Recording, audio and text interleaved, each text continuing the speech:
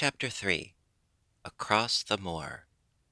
She slept a long time, and when she awakened, Mrs. Medlock had bought a lunch basket at one of the stations, and they had some chicken and cold beef, and bread and butter, and some hot tea. The rain seemed to be streaming down more heavily than ever, and everybody in the station wore wet and glistening waterproofs. The guard lighted the lamps in the carriage, and Mrs. Medlock cheered up very much over her tea and chicken and beef. She ate a great deal, and afterward fell asleep herself, and Mary sat and stared at her, and watched her fine bonnet slip on one side, until she herself fell asleep once more in the corner of the carriage, lulled by the splashing of the rain against the windows. It was quite dark when she awakened again. The train had stopped at a station, and Mrs. Medlock was shaking her. "You have had a sleep," she said. "It's time to open your eyes. We're at Thwaite Station, and we've got a long drive before us." Mary stood up and tried to keep her eyes open while Mrs. Medlock collected her parcels. The little girl did not offer to help her because in India native servants always picked up or carried things, and it seemed quite proper that other people should wait on one. The station was a small one, and nobody but themselves seemed to be getting out of the train. The station master spoke to Mrs. Medlock in a rough, good-natured way, pronouncing his words in a queer, broad fashion, which Mary found out afterwards was Yorkshire. "I see thou's got back," he said, "and thou's brought the young un with thee." "Ay, that's her," answered Mrs. Medlock, speaking with a Yorkshire accent herself, and jerking her head over her shoulder toward Mary. "How's thy missus?" "Well enow. The carriage is waitin' outside for thee." A brougham stood on the road before the little outside platform. Mary saw that it was a smart carriage, and that it was a smart footman who helped her in. His long waterproof coat and the waterproof covering of his hat were shining and dripping with rain, as everything was, the burly station master included.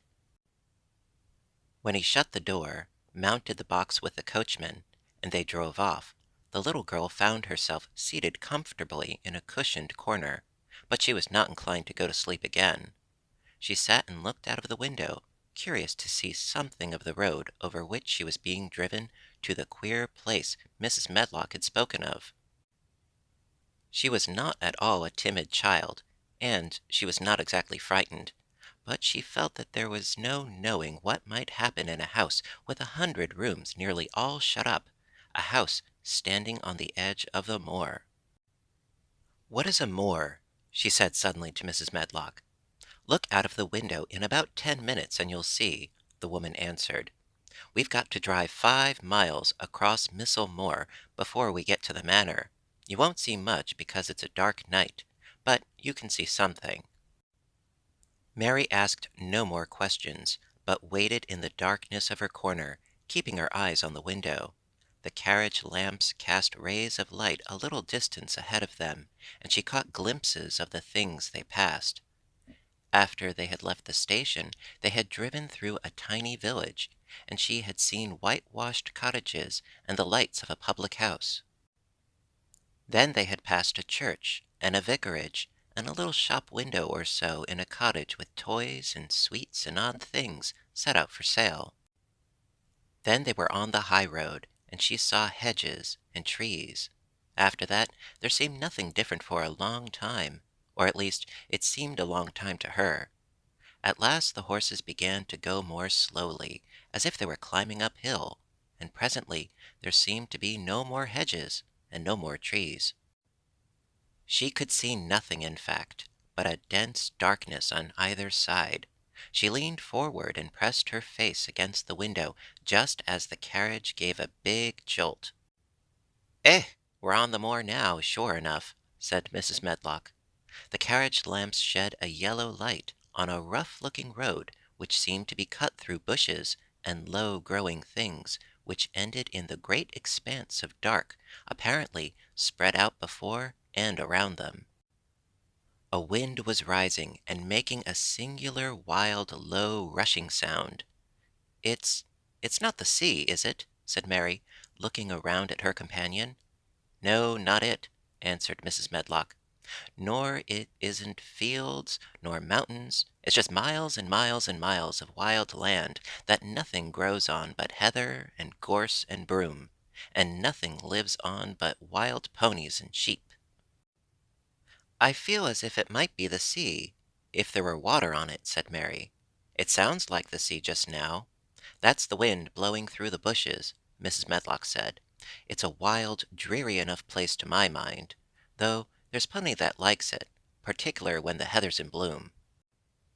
On and on they drove through the darkness, and though the rain stopped, the wind rushed by and whistled and made strange sounds. The road went up and down, and several times the carriage passed over a little bridge, beneath which water rushed very fast, with a great deal of noise. Mary felt as if the drive would never come to an end, and that the wide, bleak moor was a wide expanse of black ocean, through which she was passing on a strip of dry land. "I don't like it," she said to herself. "I don't like it." And she pinched her thin lips more tightly together. The horses were climbing up a hilly piece of road when she first caught sight of a light. Mrs. Medlock saw it as soon as she did, and drew a long sigh of relief. "Eh, I am glad to see that bit o' light twinklin'," she exclaimed. "It's the light in the lodge window. We shall get a good cup of tea after a bit, at all events." It was "after a bit," as she said, for when the carriage passed through the park gates, there were still 2 miles of avenue to drive through, and the trees, which nearly met overhead, made it seem as if they were driving through a long, dark vault. They drove out of the vault into a clear space, and stopped before an immensely long but low-built house, which seemed to ramble round a stone court. At first Mary thought that there were no lights at all in the windows, but as she got out of the carriage, she saw that one room in a corner upstairs showed a dull glow. The entrance door was a huge one made of massive, curiously shaped panels of oak, studded with big iron nails and bound with great iron bars. It opened into an enormous hall, which was so dimly lighted that the faces in the portraits on the walls and the figures in the suits of armor made Mary feel that she did not want to look at them. As she stood on the stone floor, she looked a very small, odd, little black figure, and she felt as small and lost and odd as she looked. A neat, thin old man stood near the manservant, who opened the door for them. "You are to take her to her room," he said in a husky voice. "He doesn't want to see her. He's going to London in the morning." "Very well, Mr. Pitcher," Mrs. Medlock answered. "So long as I know what's expected of me, I can manage." "What's expected of you, Mrs. Medlock," Mr. Pitcher said, "is that you make sure that he's not disturbed, and that he doesn't see what he doesn't want to see." And then Mary Lennox was led up a broad staircase, and down a long corridor, and up a short flight of steps, and through another corridor, and another, until a door opened in a wall, and she found herself in a room with a fire in it, and a supper on a table. Mrs. Medlock said unceremoniously, "Well, here you are. This room and the next are where you'll live, and you must keep to them. Don't you forget that." It was in this way Mistress Mary arrived at Misselthwaite Manor, and she had perhaps never felt quite so contrary in all her life.